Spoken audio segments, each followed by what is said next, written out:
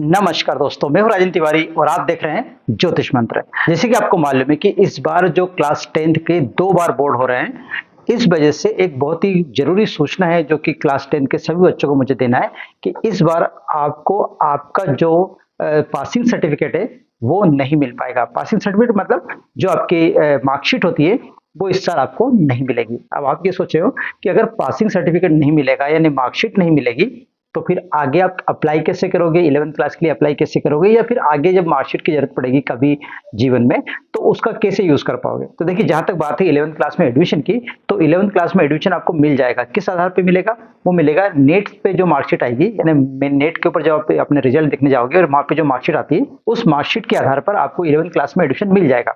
उसमें कोई दिक्कत नहीं, कोई भी स्कूल उसके लिए मना नहीं कर सकता। हाल ही में अभी सीबीएसई ने बताया कि कोई भी स्कूल किसी भी बच्चे को इस बात के लिए मना नहीं कर सकता कि उसके पास अभी पासिंग सर्टिफिकेट नहीं है या कह सकते हैं कि मार्कशीट नहीं है।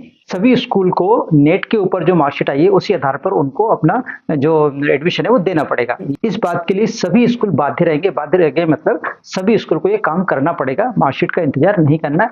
जो भी मार्कशीट उनके पास आएगी नेट से, वही मार्कशीट के आधार पर आपको सब्जेक्ट मिल जाएगा। बहुत सारे स्कूल ऐसे होते हैं जो उनको प्री बोर्ड के आधार पर, यानी जो प्री बोर्ड उनका हुआ था उसी बेसिस पे या उसी बेस पे वो बच्चों को स्ट्रीम दे देते हैं। तो जहां तक बात है 11th क्लास की, तो 11th क्लास के एडमिशन में कोई आपको दिक्कत नहीं जाने वाली है।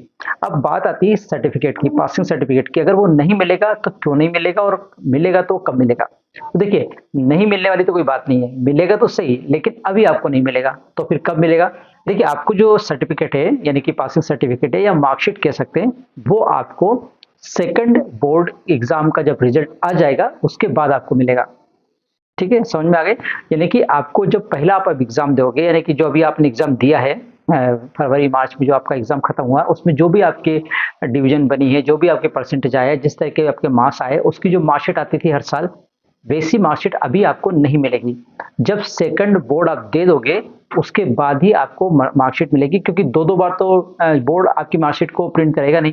एक मान लीजिए आपने पहले प्रिंट कर दी, इसके बाद आपने री एग्जाम के लिए फॉर्म भर दिया या री टोटली किसी बात के लिए आपने फॉर्म भरा कि मुझे 2 सब्जेक्ट में फिर से एग्जाम देना या 3 सब्जेक्ट में एग्जाम देना, तो फिर से आपकी मार्कशीट तो प्रिंट होगी नहीं। इसलिए जब दोनों ही बोर्ड हो जाएंगे उसके बाद जब रिजल्ट आएगा उसके बाद आपको स्कूल में आपकी जो मार्कशीट है वो स्कूल में भेज दी जाएगी, आप स्कूल से कलेक्ट कर सकते हो। लेकिन वो दूसरे बोर्ड के बाद, पहला बोर्ड जो हुआ उसके बाद आपको मार्कशीट नहीं मिलेगी, और दूसरा बोर्ड जब खत्म हो जाएगा, उसका रिजल्ट जब अनाउंस हो जाएगा, उसके 10 से 15 दिन बाद सभी स्कूल को वो मार्कशीट भेज दी जाएगी और फिर आपको सभी बच्चों को यानी सभी स्टूडेंट को जो क्लास 10 के, उनको वो मार्कशीट मिल जाएगी। आशा करता हूँ कि आपको ये जो सूचना है वो अच्छी लगी होगी और आपको वीडियो पसंद आया होगा। अगर वीडियो पसंद आया तो प्लीज लाइक कीजिए, शेयर कीजिए और हमारे चैनल को सब्सक्राइब करना ना भूले। आज के बस इतना ही, मिलते हैं नए विषय के साथ। तो आप एक क्वेश्चन मुझे दीजिए।